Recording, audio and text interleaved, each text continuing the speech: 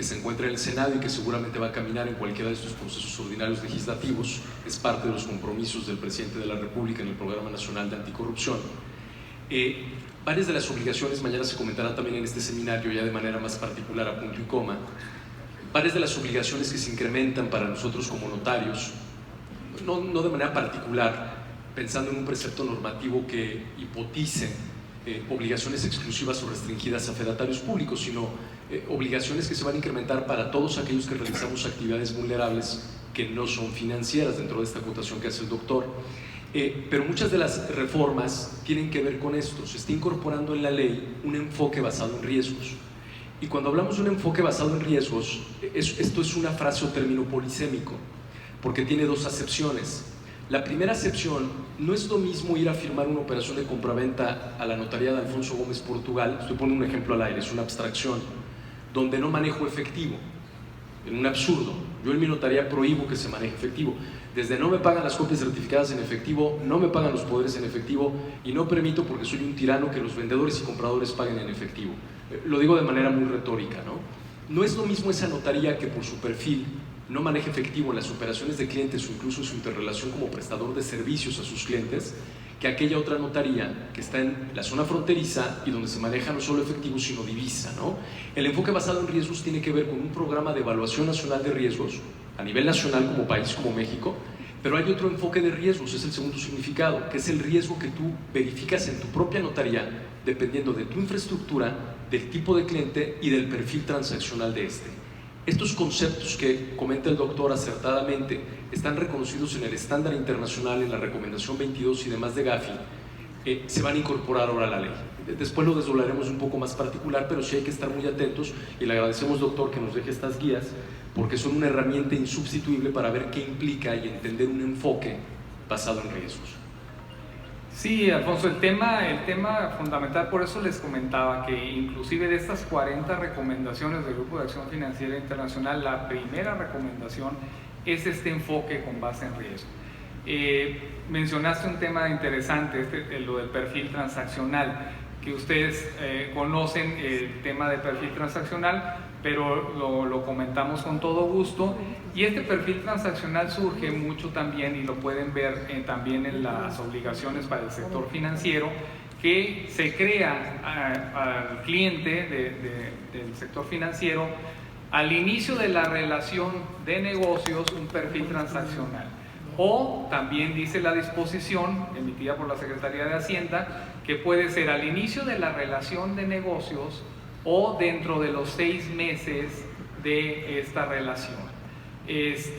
Por las propias características interesantes que ustedes, por la propia actividad notarial, creo obviamente que es importante la creación de este perfil transaccional dentro de el inicio, ¿no?, de la relación. ¿Para qué sirve un perfil transaccional? ¿Para qué sirve y por qué se utiliza en el sector financiero? Se utiliza porque es también un tema que en un momento dado, cuando se rompe ese perfil transaccional del cliente en el sector financiero, se puede y se considerará un envío de una operación inusual a la unidad de inteligencia financiera a través, obviamente, de la Comisión Nacional Bancaria. Es un punto interesante. Nosotros también, ustedes, los avisos que envían, el destinatario final es la UIF a través del SAT, ¿no? Entonces, en ese sentido, es importante lo que menciona Alfonso, y esa creación del perfil transaccional, y que parte mucho de temas que vamos a ver posteriormente en los pilares fundamentales de la prevención. Por eso hice mucho énfasis en que eso es de carácter preventivo, la función realizada. Lo que ustedes están haciendo con el cumplimiento de la ley es básicamente preventivo en esa identificación, en algunos temas como el sector financiero, en el conocimiento del cliente también, que es importante, es uno de los pilares fundamentales, conocer a tu cliente, bueno, pues para tener antecedentes del mismo y poder saber si lo que está realizando rompe o no un perfil transaccional. Les voy a poner aquí en la siguiente lámina el tema de las actividades vulnerables sujetas a las obligaciones previstas con la ley. Como les dije, tenemos un padrón de alrededor de casi 86,000 sujetos obligados, los vamos a ver ahorita en la distribución, pero vamos a tener una nueva actividad que ya lo he mencionado en anteriores sesiones que hemos tenido, que viene a ser los activos virtuales, ¿no? Que este es un tema muy importante en el tema preventivo de lavado de dinero. Aquí pueden ver ustedes todas las actividades vulnerables que se realizan, las 16, en las que se encuentra la función notarial, y también pues muchas que van de la mano. Fíjense, aquí es un tema interesante a acotar. Hay actividades que pueden tener por su propia naturaleza, pueden realizar una o más actividades vulnerables, ¿no? Y pueden, por ejemplo, una casa de empeño, pues también se puede dedicar a la venta de las joyas posteriormente. Entonces tiene dadas de alta 2 actividades, o algunos tienen hasta 3 actividades vulnerables por las diferentes características, ¿no? Obviamente en el tema de la función notarial, ustedes pueden tener como clientes en esa actividad notarial pues actividades vulnerables también, ¿no? Que son pues los temas inmobiliarios, que pueden ser las constructoras o que pueden ser alguna de estas mismas actividades, ¿no? Entonces juega un tema, una característica, por eso yo los mencionaba y si ustedes pueden ver, ¿no? Y cada una de ellas pues tiene su propia particularidad, ¿verdad? El vendedor de automóviles, o obviamente esta función específica notarial tiene sus propias particularidades. Y por eso hago esta pausa en este sentido, conocer cuáles son esas actividades, y si ustedes tienen obviamente ante su actividad diaria como cliente pues alguna de ellas también, ¿no? Y pues ellos también tienen que estar cumpliendo con la ley federal, ¿no? Sí, y a este respecto, doctor, como comentábamos anteriormente, se muestra en la lámina del doctor García Gibson la parte de los activos virtuales. Con la creación, me traiciona la memoria seguramente, el 9 de marzo de 2018 se publica en el Diario Oficial de la Federación la ley para regular a las sociedades de tecnología financiera, las famosas fintech. Solo lo dejo como un planteamiento abstracto para que lo tengamos presente los notarios, lo comentábamos con el doctor Ramón. Me parece que el comentario que hace el doctor Ramón García Gibson es muy atinado y técnico. La prestación de servicios de fe pública, por su propia naturaleza abstracta, una bolsa grande de asesoría, de conformación, de recepción de voluntades, de elaboración de contratos, puede en esa bolsa incorporar a 2 o más o un sujeto que realiza también actividades vulnerables no financieras. Debemos de estar muy atentos de los activos virtuales. En la misma página, y yo les invitaría, seguramente ya lo han hecho todos como abogadas, abogados, notarias, notarios, en la misma página del portal de prevención de la Unidad de Inteligencia Financiera del SAT, se establecen algunos lineamientos que hay que considerar para nosotros en materia de activos virtuales, porque en términos generales el activo virtual es el todo y nada. Oye, ¿es el peso mexicano? No. ¿Es una divisa? No. ¿Es el dólar canadiense? No. Pero al mismo tiempo sí, porque es una herramienta o punto de intercambio o de contraprestación o pago por la enajenación, transmisión, uso, goce de bienes y servicios. Si ustedes ven en la página del portal del SAT y de prevención, el activo virtual está definido a grosso modo, no quiero ser técnico, como toda representación electrónica de valor. Representación electrónica de valor. Ahí entra el famoso Bitcoin, todas estas monedas. Seguramente se comentará algo más adelante. Y entonces el día de mañana podría llegar a tu notaría Alfonso Gómez y decirte que junto con el doctor Ramón García Gibson, que es su vendedor, han propalado la compraventa de un bien inmueblecito en el estado de Michoacán, y que cuando tú preguntas el precio para la elaboración de la escritura, te contestamos que vamos a pagar con 160,000 bitcoins.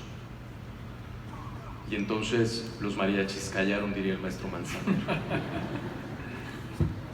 Y entonces te metes a Google, pero eso no vas a encontrar la respuesta en Google, no hay manera, sería aberrante, sería una falta de respeto.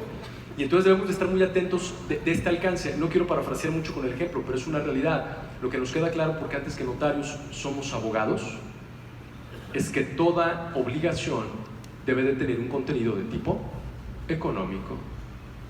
Y entonces yo, notario, estoy autorizado a preguntarte, perdón, que sea medio curiosillo, notario, notaria, ¿cuánto valen sus bitcoins? la casa, no.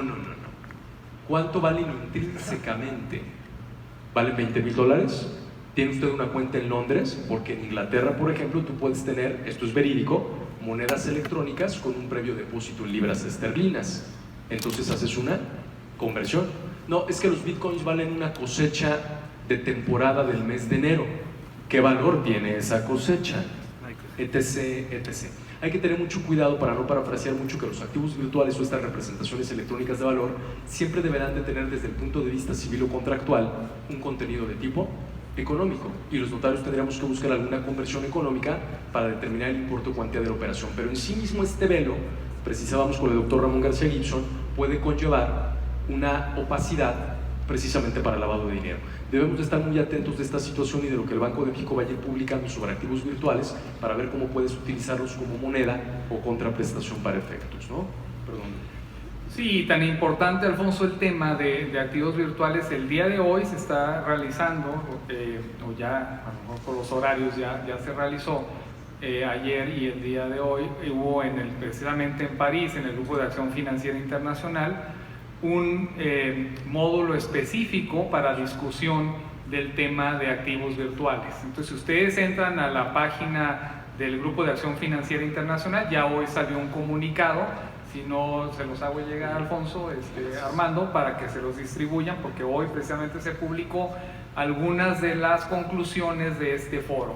Y como se menciona aquí bien, a partir de febrero se está trabajando con la unidad de inteligencia financiera, ya se tiene lo que se conoce como el layout que van a hacer, pues los avisos que van a dar estas empresas proveedoras de activos virtuales, como una obligación, como ustedes las tienen, y todas las obligaciones que ven aquí y que vamos a analizar de nuevo en esta presentación, pues tienen ya la obligación a partir de febrero de darse de alta en el padrón de actividades vulnerables y empezar con sus obligaciones, entre ellas los avisos, ¿verdad?, en los que pudieran caer. Entonces ya está ahorita en la ley federal como una de las actividades vulnerables, pero el inicio ya de las obligaciones propiamente dichas lo tienen a partir de febrero.